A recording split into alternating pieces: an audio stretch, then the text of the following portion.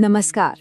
आज हम सिर्फ एक क्रिकेट मैच का विश्लेषण नहीं कर रहे हैं। नहीं, हम भारत और न्यूजीलैंड के बीच उस ऐतिहासिक मुकाबले की चीर-फाड़ करने जा रहे हैं जहां विजेता को सब कुछ मिलेगा। ये है इंदौर का फाइनल, सीरीज डिसाइडर।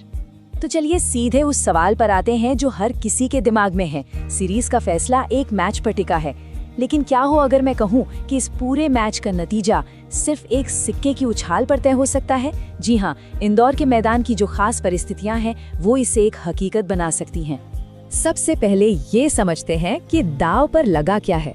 सीरीज 1-1 की बराबरी पर है, मतलब ये सिर्फ एक और मैच नहीं है, ये सम्मान और इतिहास की लड़ाई है। देखिए, दोनों टीमों के लिए दांव पर बहुत कुछ लगा है। एक तरफ भारत है, जिसके लिए अपने घरेलू किले के दबदबे को फिर से साबित करने का दबाव है, और दूसरी तरफ है न्यूजीलैंड, जिसके पास भारत में पहली बार, जी हाँ पहली बार, कोई द्विपक्षीय वनडे सीरीज जीतकर इतिहास रचने का सुनहरा मौका है। इस सीरीज की कहानी में ना जबरदस्त उतार चढ़ाव रहे हैं। पहले मैच में वडोदरा में भारत ने बाजी मारी, लेकिन फिर राजकोट में न्यूजीलैंड ने ऐसी शानदार वापसी की कि सीरीज बराबर हो गई, और इसी ने इस अंतिम मुकाबले को करो या मरो का बना दिया है। चलिए अब बात करते हैं उस मैदान की जो इस मैच का असली हीरो या विलेन बन सकता है, इंदौर का होलकर स्टेडियम। बल्लेबाजों के लिए तो ये किसी जन्नत से कम नहीं है। सोचिए, यहाँ की बाउंड्रीज इतनी छोटी हैं, महज 60 मीटर। इन्हें डाक टिकट साइज बाउंड्रीज भी कहते हैं। ये गेंदबाजों के लिए एक बुरे सपने की तरह हैं। यहाँ एक छोटी सी भी चूक हुई नहीं कि गेंद सीधे दर्शकों के बीच जाकर गिरती है। पावर हिटर्स के लिए तो ये एक शानदार दावत है। इस मैदान पर एक सामान्य अच्छा स्कोर, उसका कोई मतलब नहीं है। यहाँ पहली पारी का औसत स्कोर ही 320 से ऊपर है। मतलब यहाँ 300 का स्कोर सिर्फ एक बेस है, कोई सुरक्षित किला नहीं। टीमों को एक बहुत बहुत बड़ा स्कोर बनाना होगा। और अब आते हैं इस मैच के सबसे बड़े एक्स फैक्टर पर, ओस यानी कि ड्यू। जैसे ही शाम ढलती है और तापमान गिरता है, गेंद गीली होने लगती है, और एक गीली गेंद वो हाथ में साबुन की टिकिया की तरह फिसलती है। खासकर स्पिनर्स के लिए तो ये किसी बुरे सपने से कम नहीं। तो इस ओस के असर से एक ही सामरिक नतीजा निकलता है, जो बिल्कुल साफ है। टॉस जीतो और पहले गेंदबाजी करो। जो टीम चेस करेगी उसे बहुत बड़ी बढ़त मिलेगी। ठीक है, तो मैदान की बात हो गई, टॉस की अहमियत समझ आ गई। अब जरा दोनों टीमों की ताकत और कमजोरियों को टटोलते हैं कि उन्होंने अब तक इस सीरीज में कैसा प्रदर्शन किया है। तो तस्वीर कुछ ऐसी बन रही है कि भारत थोड़ा दबाव में है, खासकर अपनी बल्लेबाजी को लेकर जो टॉप ऑर्डर पर ज्यादा निर्भर है। वहीं दूसरी ओर न्यूजीलैंड आत्मविश्वास से भरी हुई है। उनकी बल्लेबाजी में ज्यादा गहराई नजर आ रही है, वो किसी एक खिलाड़ी पर निर्भर नहीं है। भारतीय कप्तान के अपने शब्द ही ये बताने के लिए काफी हैं कि पिछले मैच में एक खास टैक्टिकल गलती उन्हें कितनी महंगी पड़ी थी। और ये है भारत की सबसे बड़ी चिंता, मिडिल ओवर्स की गेंदबाजी। राजकोट में न्यूजीलैंड ने इसी कमजोरी का फायदा उठाया था। भारतीय स्पिनर्स उस 162 रन की साझेदारी को तोड़ ही नहीं पाए और 11 से 40 ओवर के बीच में जमकर रन लुटाए। अगर भारत को ये मैच जीतना है तो उन्हें इस पहेली को हर हाल में सुलझाना होगा।